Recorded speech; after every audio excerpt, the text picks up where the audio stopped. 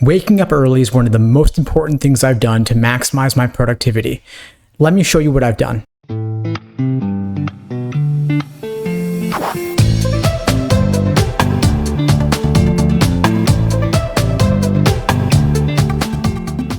Hey, what's up everybody? Steve Schwartz here from LSAT Unplugged, joining you today to share how I radically changed my sleep schedule to improve my productivity.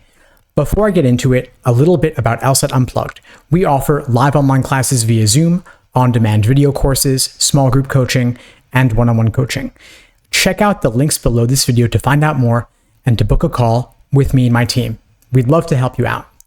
So the reason I'm making this video is that I wanted to share a radical change I made to my sleep schedule back in college to radically improve my GPA. This is not for everybody. In fact, it's probably not for most people, but if you are in the unique position of wanting to maximize your productivity, maximize the time you can put into your LSAT prep, and push everything else aside, this schedule may work for you. Here's what I did in college for a brief period to significantly improve my GPA and put everything else on the back burner.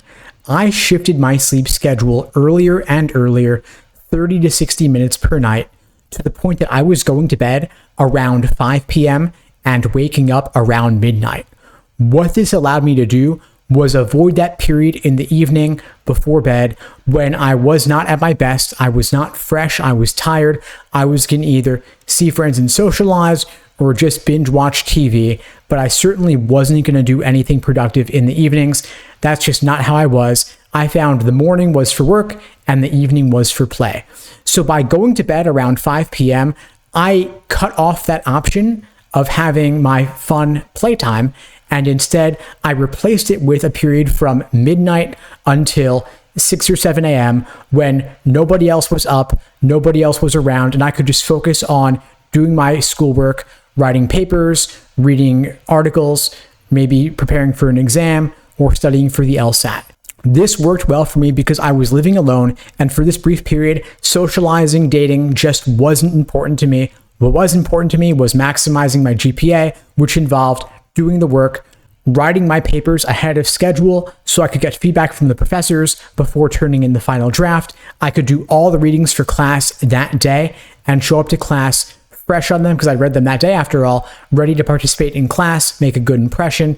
I could prepare for my exams, plenty of time to prepare for each one.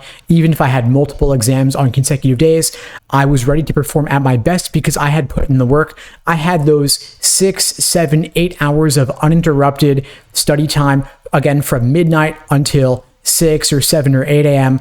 before it was time to get to class. This obviously is not for everybody. If socializing is important to you, if dating is important to you, if extracurriculars are important to you, if you have family obligations or need to work on the side, then of course you're not going to be able to adopt a schedule like this. But if you are in that final month before the LSAT, crunch time, and you have literally nothing else to do but study for the LSAT, this schedule may work for you. Again, to recap, I shifted my sleep schedule from going to bed around 10, 11 p.m. or midnight, 30 to 60 minutes per night, instead of 11 p.m. at 10:30 p.m., then 10 p.m., then 9:30, then 9, to the point that I was eventually going to bed at 5 p.m. and waking up at midnight, ready for the day. I'd wake up at midnight, get a bite to eat, take a shower, hit the books for a couple hours, have a snack, got back to it, and the best thing of all was nobody else was around to get in the way or distract me. There was no one else to text or email or jump on a phone call with.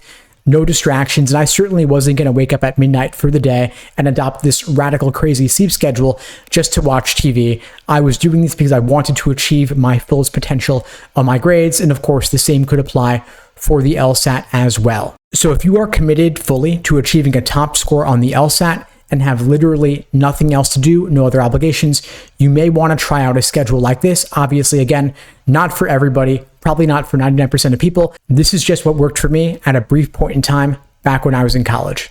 Anyway, folks, that's all for now. I hope you found this video helpful. If you did, please do me a favor and share this video with someone who needs to see it.